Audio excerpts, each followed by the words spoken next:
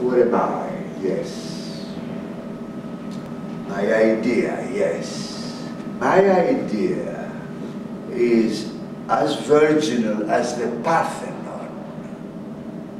You look at the Acropolis, if you are a Greek, of course, or if you are a tourist with Hellenic soul, and what do you see? The Acropolis is something more than an idea. I have said once in a conference or in a symposium, I don't remember, that paradise is nothing else but the lives of the others. Yes, and thus I had said, although I'm not a believer in paradises, whether pan-European, pan-American, pan-etc., all that stuff I denounce. Pilaf or no pilaf. The whole thing in life is dignity, integrity, and something else. Faith, yes, faith. I am that I am. I have faith in me, because without faith neither men nor gods exist. And something else, death, yes, death. Death almost rhymes with both birth and earth. Is the eternal cemetery which, unlike the cock, knows of no alarm clock. It has been proved all over the world that today humankind doesn't believe in life.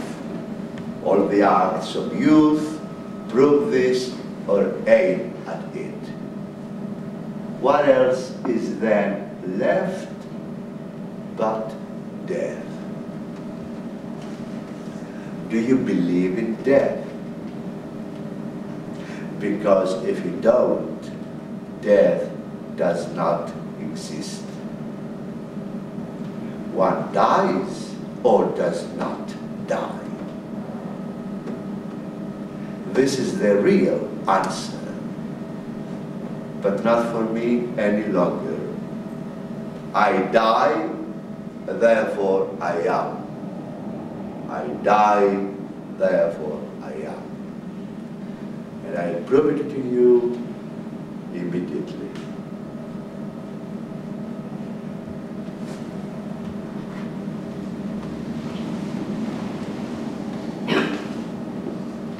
Forgive me for choosing this way out. Loaded, not Russian tricks.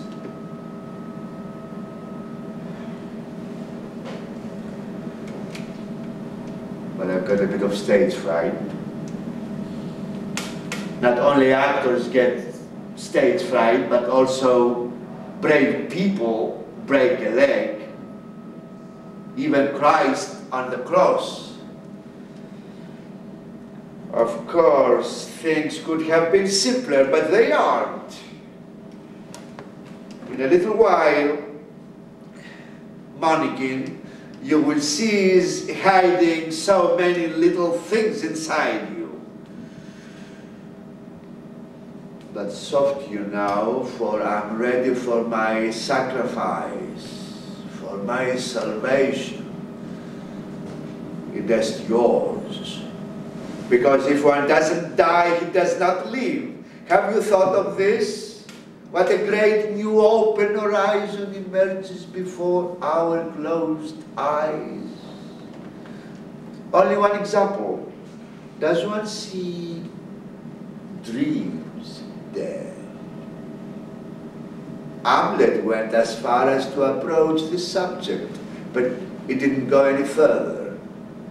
And if yes, does one see wet dreams? And if yes, does that mean that sin still exists? And if yes, why? about circumcision, there is not such a problem anymore. Oh, what chain of problems and virgin territories lay ahead of us. Yes, death is the great underrated being. Why then so much importance to life, which come right down to it, we are in a position to say that we have solved most of its problems. Now, I'm not here for nobody. Not even for you, Monikin, not even for you too, Monikin. If there was a telephone in the other world, I won't answer it either. Or perhaps I might make an exception for you too. Lies, I would have answered the whole world. And you know why? Because if they were not existing, you wouldn't have existed either, as you are my whole world.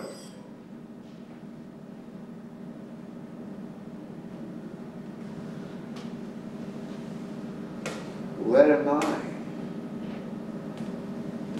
At the beginning?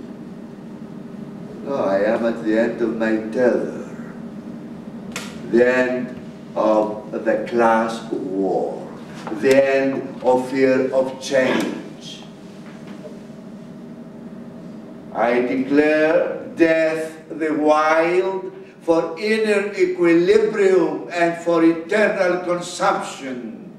And where is there more tranquility, order, safety, and eternity than in the kingdom of death?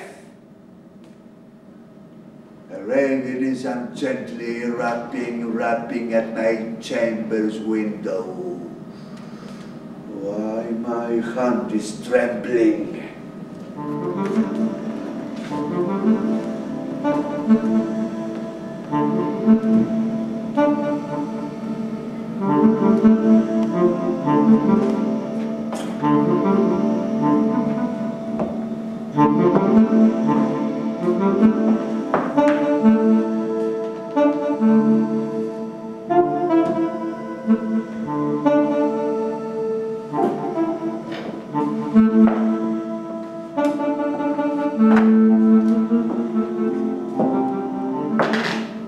And now my message to the topsy-turvy humanity. I'm addressing myself especially to the youth of Greece. Young men, I'm unhurried by emotion, but very much hurriedly moved, addressing myself to you, as I am found among three conjunctures: the sun, the sea, the moonlighting. Life as ourselves is our worst enemy. Invite all the tourists of the world, the most lucrative sector of the Greek economy, to be buried here. Defend to the last drop of blood the sacred idea of death.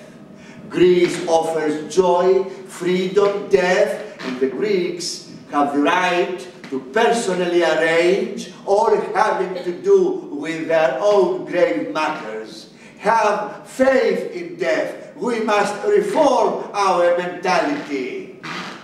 Our graves must become the mausoleums of the new spirit. Thou must, new pursuit, become the evangelists of death, become teachers of funereal offices and instructors of grave diggers. Become preachers of Charon. Strive so that life is effaced from the face of the world, which is called first Greece and then the globe. Greece is not allowed to live. We are compelled and obliged to make her die and accomplish after death glorious deeds by her new expiatory example. A Greek cannot be conceived alive anymore. He must only be conceived dead for the benefit of humankind. I'm exhausted.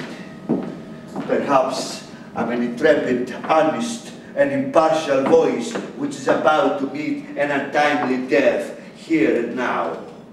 Among you, Monikin, you must not die. Or if you must, you better die last. And you, Monikin, I appreciate your gesture, but I cannot accept because I am prematurely absent. Boethius, Bonaventura, William Tell, Totelos. Oh, how do you like your brown-eyed boy, Dr. Death?